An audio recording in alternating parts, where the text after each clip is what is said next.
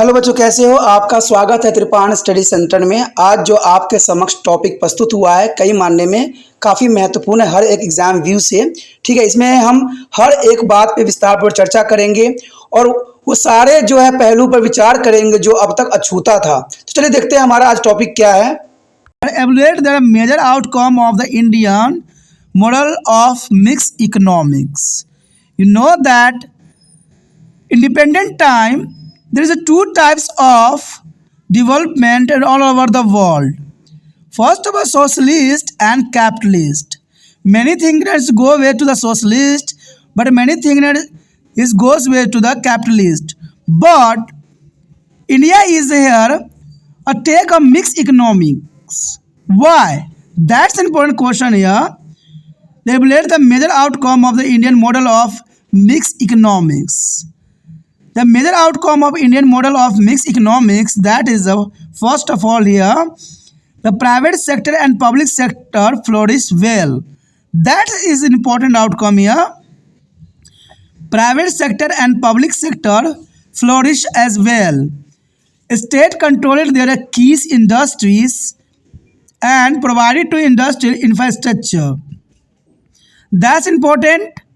And the enlarged public sector provide to the powerful vast interest that a build of enough hurdles for a private capital by way of installing the license and permit system.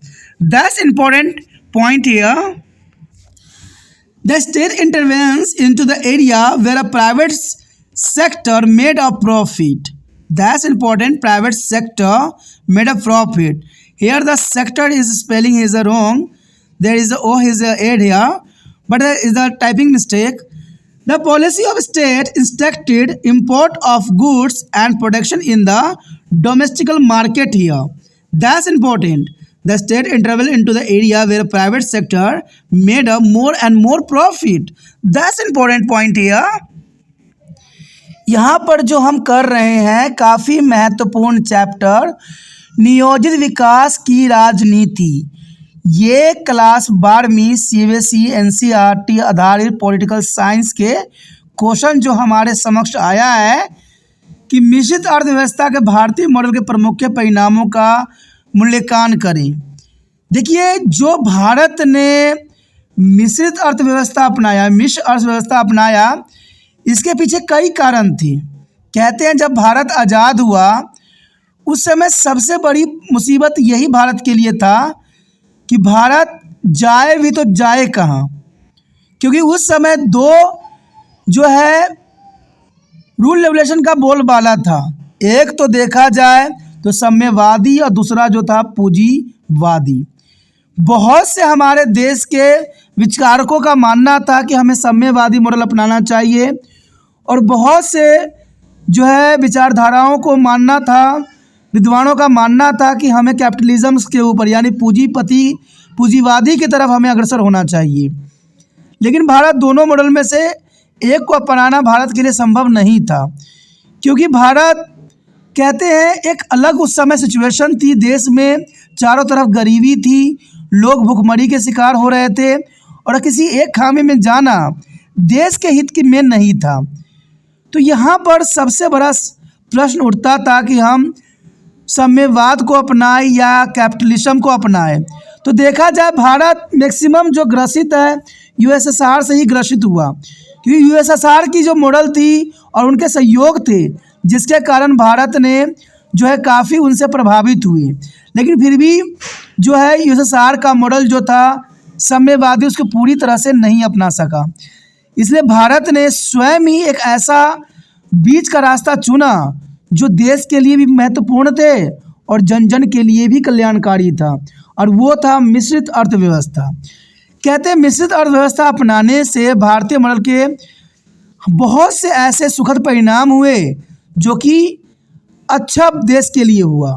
और इसी बात पे हम यहाँ पर जो है चर्चा करेंगे कि भारतीय मॉडल के प्रमुख परिणाम क्या मिला, कि भारत ने जो मिश्र अर्थव्यवस्था का मॉडल अपनाया इसका क्या परिणाम हुआ। तो देखा जाए तो इसका परिणाम दुखद तो नहीं हुआ, लेकिन फिर भी सही हुआ।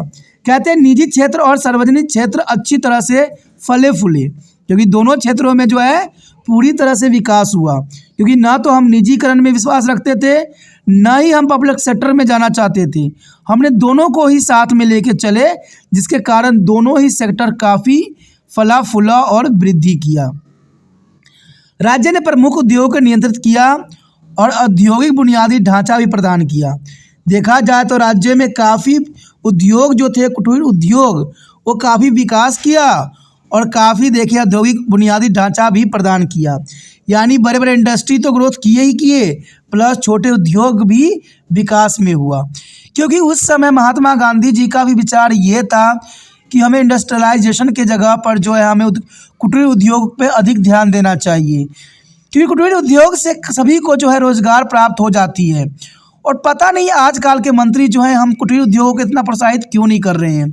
कहते हैं आज सिर्फ वो लोग टीवियों में, न्यूज़ों में सिर्फ बात करते हैं, लेकिन वास्तविकता में विदेशी कंपनियों को भारत में आमंत्रित कर रहे हैं। तो कहते हैं वही बात हो गई है कि कहने को कुछ और दिखाने कुछ और कर कुछ और रहे हैं, दिखा कुछ और रहे हैं। तो ये सही नहीं है। इसे देश जो होगा फिर से गुलामी की दास्तां में जकड़ेगा।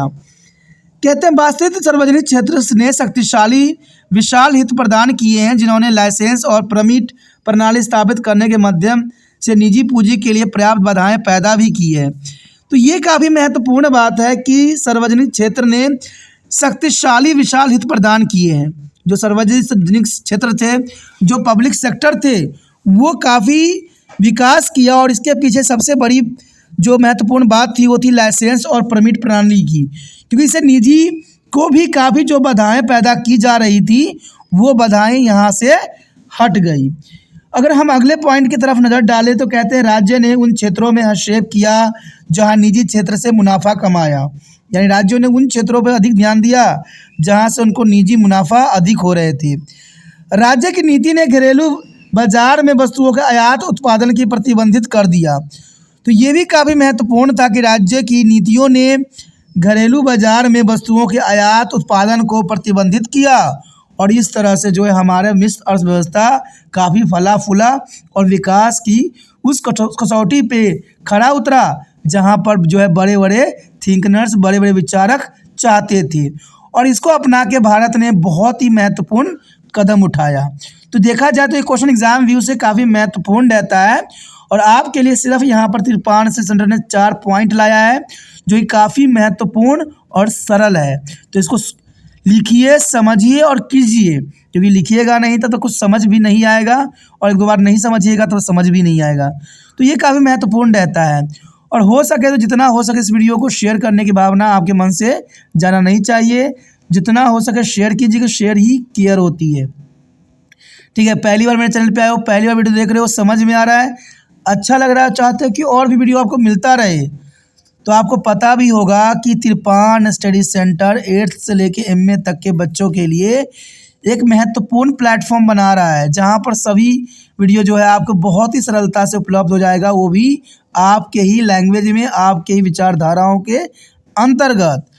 तो सोचिए नहीं, विचार न कीजिए, जितना हो सके इसको सब्सक्राइब करके अपने मोबाइल में सेव कीजिए।